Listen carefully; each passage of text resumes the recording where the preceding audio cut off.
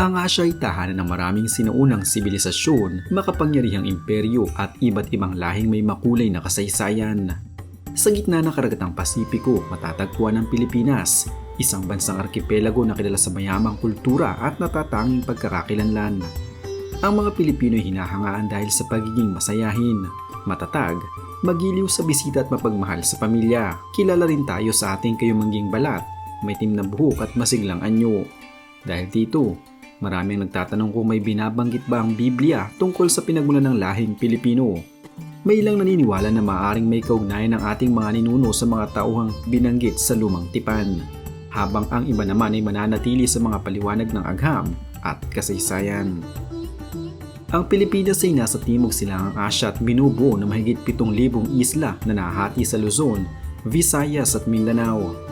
Napapalibutan ito ng iba't ibang dagat at may hangganang pandagat sa Taiwan, Japan, Indonesia, Malaysia, Vietnam, Palau at China. Dahil sa lokasyong ito, naging sentro ang bansa ng kalakalan, migrasyon at paghahalo ng iba't ibang kultura sa loob ng maraming siglo.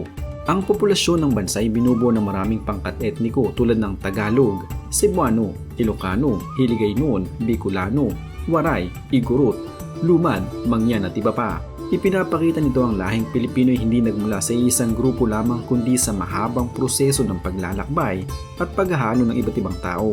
Ayon sa aklat ng Genesis, ang sangkatauhan matapos ang malaking bahay nagmula sa 3 anak ni Noah, sina Shem, Ham at Japhet. Ang bahaging ito ng Biblia ay tinatawag na Table of Nations o talaan ng mga bansa. Sa tradisyonal na interpretasyon ng ilang sinaunang scholar tulad ni Flavius Josephus, ang mga inapo ni Shem ay nanirahan sa gitnang silangan. Ang mga inapo ni Ham ay sa Afrika at Canaan, at ang mga inapo ni Japhet ay kumalat sa Europa at malaking bahagi ng Asya.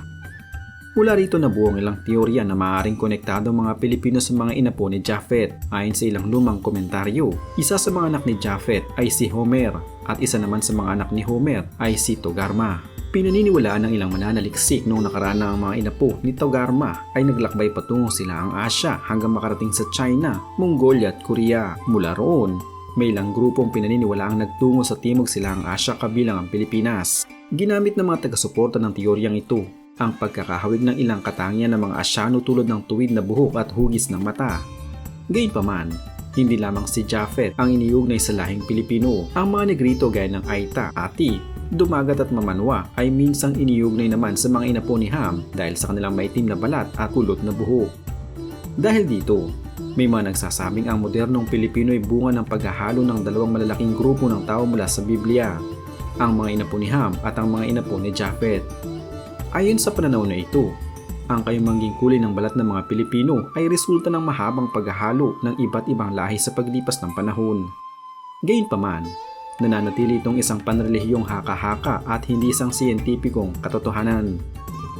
Bagamat kaakit-akit ang teoryang nag-uugnay sa mga Pilipino kay Togarma, iba ang pananaw ng maraming scholar ng Biblia, historiador at eksperto sa wikang Hebreo. Sa aklat ni Ezekiel, muling binanggit si Togarma bilang isang sambahayan na kilala sa pakikipagkalakalan ng mga kabayo.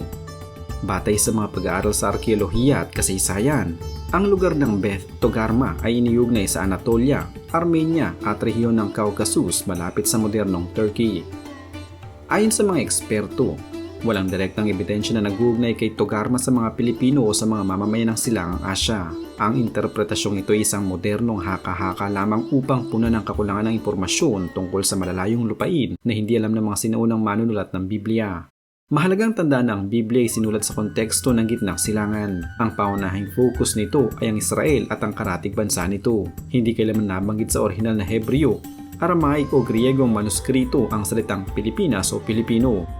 Ang pangalang Pilipinas ay ibinigay lamang noong 1543 ni Ruy Lopez de Villalobos bilang parangal kay Prinsipe Philip ng Espanya na kalaunan ay naging Haring Philip II.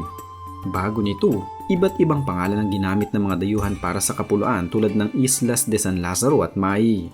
Sa makatuwid, walang direktang pagbanggit sa Pilipinas sa Biblia. Ang mga teoryang nagugnay ng mga Pilipino sa mga tauhan ng lumang tipan ay batay lamang sa interpretasyon at hindi sa malinaw na tala ng kasaysayan. Bagamat walang tuwirang pagbanggit sa Pilipinas sa Biblia, may ilang talata tungkol sa mga pulo sa dagat na madalas iugnay ng ilang Pilipinong Kristiyano sa bansa. Sa aklat ni Isaías, may mga talata tungkol sa mga pulos, silangan na nagpupuri sa Diyos at naghihintay sa kanyang kautusan. Dahil ang Pilipinas ay isang bansang arkipelago at may malaking populasyong Kristiyano, marami ang nakakakita rito ng spiritual na kahulugan.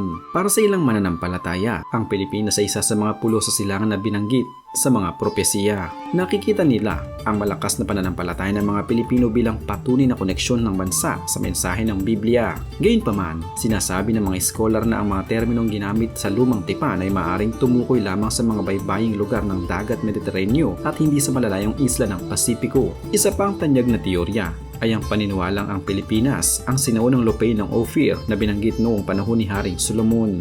Ayon sa Biblia, ang Ophir ay pinagkunan ng ginto, mamahaling kahoy at iba pang kayamanan. Dahil mayaman noon sa ginto ang ilang bahagi ng Pilipinas, may mga nagsasabing maaaring ito ang nawawalang lupay ng Ophir. Subalit ayon sa modernong pag-aaral, mas malamang na ang Ophir ay nasa India, Sri Lanka, Yemen o Oman.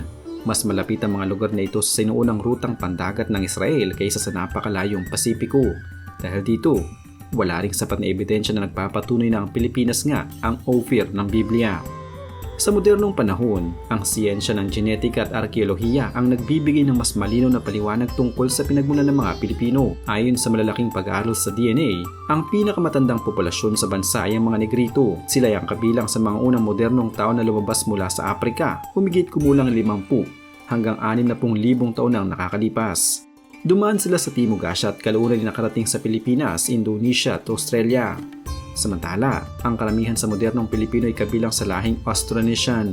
Ayon sa Out of Taiwan Hypothesis, may mga sinaunang mandaragat at magsasaka mula sa Taiwan na naglakbay patimog 4 hanggang 5,000 taon na nakakalipas. Silang naging ninuno ng maraming pangkat etniko sa Pilipinas. Mula sa Pilipinas, kumalat pa ang mga Austronesian sa Indonesia, Malaysia, Micronesia, Polynesia, Hawaii, New Zealand at maging Madagascar sa Afrika. Dahil dito, kinikilala mga Austronesian bilang isa sa mga pinakadakilang lahing mandaragat sa kasaysayan ng mundo. Sa pagdaan ng panahon, nahaluan pa ng iba't ibang dugo ang mga Pilipino dahil sa kalakalan at migrasyon. Malaki ang impluwensyang Chino dahil sa matagal na pakikipag-ugnayan ng mga Pilipino sa mga mangalakal mula Fujian. Nagkaroon din ng mga impluwensyang Indian at Arab dahil sa pagpasok ng kalakalan, Hinduismo at Islam. Sa panahon ng Espanyol at Amerikano, may ilang halo ring Europeo at Amerikano sa populasyon. Gayunpaman, ipinapakita ng mga pag-aaral na maliit lamang ang porsyento ng dugong Europeo sa karaniwang Pilipino. Mayroon ding impluwensyang Latino at Native American dahil sa kalakalang galyon sa pagitan ng Pilipinas at Mexico. Maraming sundalo at mandaragat mula sa Mexico ang nanirahan sa bansa at nakihalubilo sa mga lokal. Dahil dito, ang modernong Pilipino ay bunga ng mahabang kasaysayan ng migrasyon, kalakalan at paghahalo ng iba't ibang kultura at lahi. Marami ang nagtatanong kung bakit kayo manggi ang balat ng mga Pilipino.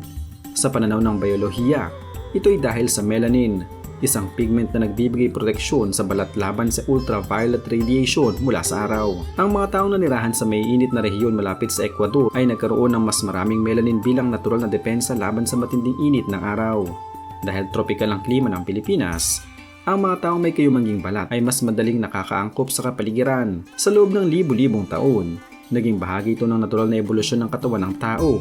Ang kulay kayumanggi ay hindi tanda ng kahinaan o mababang antas ng lahi, kundi isang mahalagang adaptasyon para sa kaligtasan at kalusugan. Ipinapakita ng siyensya na ang kulay ng balat ay bunga ng kapaligiran at pag-aangkop ng tao sa klima. Kaya naman ang kayumangging balat ng mga Pilipino ay simbolo ng tibay, kaligtasan at pagkakaugnay sa tropikal na lupay ng bansa.